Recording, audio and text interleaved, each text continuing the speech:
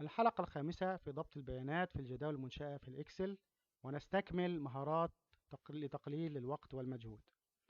تحدثنا في الحلقة السابقة عن شرح لكيفية عمل دالة رايت، وهي التي تقوم بقص مجموعة من الأحرف أو الخانات من يمين النص، وليفت التي تقص عدد من الخانات من يسار النص، ميد تقص عدد من الخانات من وسط النص أو من داخل النص، لين تعطينا طول النص طول عدد الخانات الموجودة به. كونكاتينيت تقوم بتجميع أكثر من نص في خلية واحد. سوف أستخدم هذه الدوال الآن في كيفية توفير الوقت.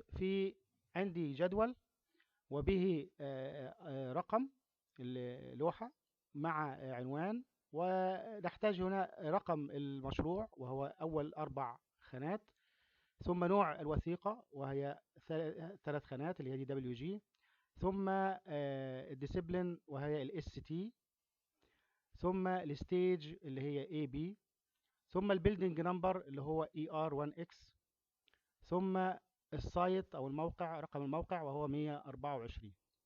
فكيف سأقوم بتوفير وقت لنفسي عن طريق، بدلا من كتابة هذه البيانات مرة أخرى، بمجرد أن أكتب رقم الوثيقة سيتم تلقائيا ملء هذه الخانات. سوف أستخدم هذه الدوال ولنرى. لقد أخذت هذا الرقم الأول ووضعته هنا، ثم لأعلم كل خانة رقمها كم ترتيبها لسهولة العمل فقط يعني. سوف أبدأ. أنا أريد الآن أن أضع هنا رقم المشروع أو كود المشروع. كود المشروع هو أول 4 خانات. إذا أستطيع أن أقف هنا ثم أكتب يساوي 4 خانات من هذا النص من اليسار. سوف أستخدم دالة left، ثم أفتح قوس وأقف على الخانة وفاصلة و4 خانات، ثم إغلاق، سيعطيني رقم أو كود المشروع. دبل كليك على الزائد اللون الأسود أو بالسحب للأسفل، سوف يتم إدراجها إلى الآخر لنهاية الجدول. الدوكمنت تايب أو نوع الوثيقة هو الجزء الثاني. الجزء الثاني هو يبدأ من الخانة رقم 6، ونحتاج أن نقص 3 خانات. إذا لابد أن أدخل من المنتصف. سوف أكتب يساوي ميد MID، ثم أفتح قوس وأشير إلى النص اللي الموجود في الخلية الذي أريد أن أقص منه، ثم فاصلة. سوف أبدأ من الخانة رقم 6 وأقص 3 خانات، 1 2 3، يبقى 3 خانات، ثم أغلق. في الفعل استطاع أن يقوم بقص هذا الجزء من النص. دبل كليك للنسخ إلى الأسفل. الديسيبلين وهو الST، هذا الجزء يمكنني أن أقوم بعمله بطريقتين. الST أو هذا الجزء هو اختصار كلمة structure، يبدأ من الخانة 22 وأقص خانتين. يبقى أنا أستطيع أن أكتب يساوي ميد، أيضا النص،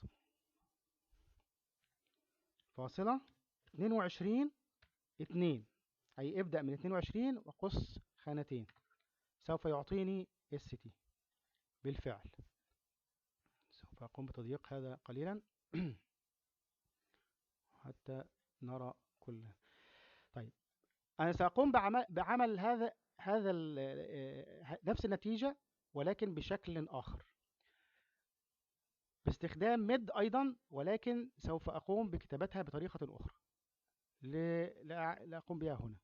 يساوي ميد، سوف أدخل من المنتصف، افتح قوس، اخترت نفس الخلية، ثم سوف أحدد له مكان الدخول. يبدأ من متى؟ طبعا لأن المسافات هنا كبيرة، فأنا سوف أقوم بعد 22 مسافة. يمكنني أن أقول له لن، افتح قوس، نفس الخلية، أغلق، ناقص 6 خانات،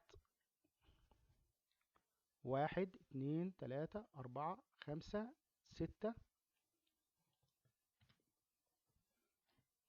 فاصلة 2. لقد أعطى نفس النتيجة. كيف؟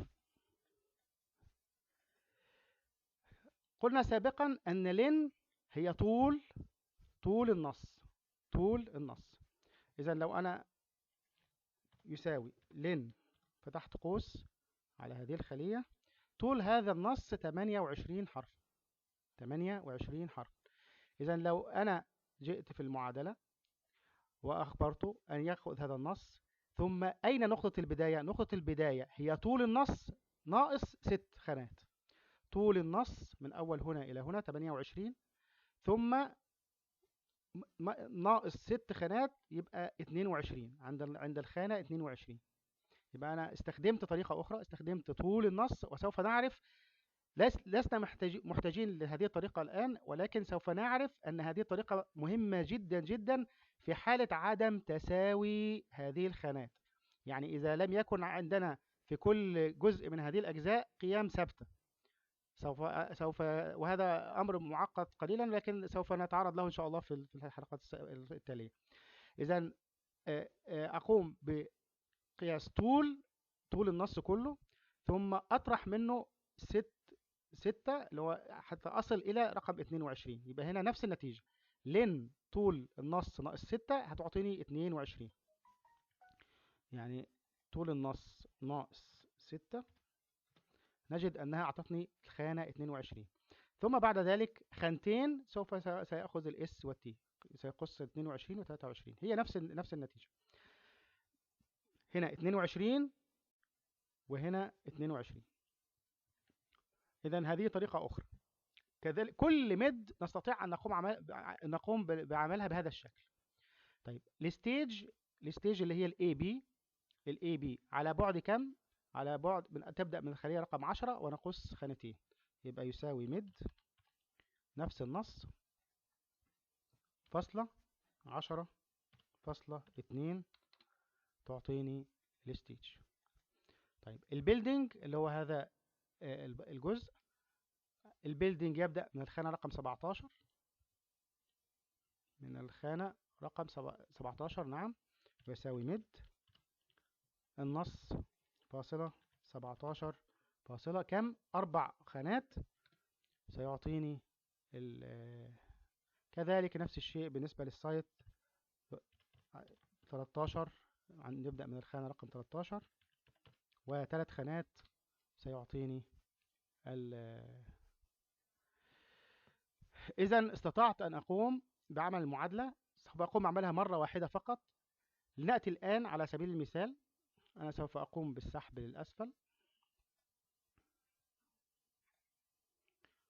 سوف أقوم هنا بكتابة LUOBO على سبيل شرطة TRI نوع الوثيقة، شرطة DD Design Drawing، شرطة السايت أو الموقع 134 أو 135، ثم المبنى HOXX، ثم الديسيبلين AR، ثم الرقم 8009. بمجرد كتابة رقم الوثيقة تلقائيا ستمتلئ الخانات دون الداعي لكتابتها مرة أخرى وعرضة للخطأ أو إضافة خانات مسافات أو إلى آخره، أو حتى إضاعة الوقت في كتابة كل هذه الأحرف مرة أخرى. فبالتالي استطعنا أن نستغل استخدام هذه الدوال في تقليل المجهود وتوفير الطاقة والدقة في العمل والسرعة. يمكننا تجميع عمل العكس بدالة كونكاتينيت بالطبع. أستطيع أن أقف هنا يساوي كونكاتينيت، ثم أنا أريد أن أخذ هذا الجزء فاصلة كما عملنا سابقا في المرة السابقة، علامات تنصيص شرطة فاصلة، ثم الجزء الثاني فاصلة علامات تنصيص شرطة فاصلة، ثم الجزء هذا الجزء الستيج فاصلة شرطة، ثم رقم السايت، ثم بعد ذلك رقم المبنى، ثم لا يوجد عندي رقم، لكن أنا ممكن أضع رقم أيضا في مكان أو أضيفه بنفسي مثلا، ولا على سبيل المثال 77009. نجد أن الرقم قد تكون عندنا، ولو نسخنا إلى الأسفل سنجد تلقائيا سيتم تجميع. ممكن أن أقوم بطريقة أخرى بعمل نفس النتيجة، يساوي هذا. الآن لم أستخدم concatenate، and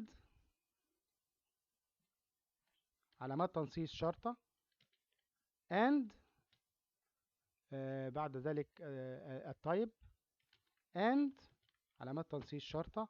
إذا ما أقوم به هو استخدام علامة الأند بين الخلايا التي أريد أن أجمعها دون استخدام دالة الكونكاتينيت. and ماذا بعد ال AB؟ رقم السايت and وليكن مثلا على سبيل المثال نكتفي بذلك عند المبنى. انتر. نجد أنه قام بتجميع في هذه الخانة أو الخلية. استخدمت علامة الأند لتجميع البيانات بجانب بعضها البعض. في هذه الخلية استخدمت دالة concatenate. يمكننا استخدام هذه الدالة أو استخدام طريقة الأند. إذا قمنا اليوم بعمل مثال ونموذج على كيفية استخدام الليفت والرايت والميد واللين والكونكاتينيت لتقليل المجهود في العمل على سبيل المثال في حالة مثل هذه الحالة. شكرا جزيلا لكم.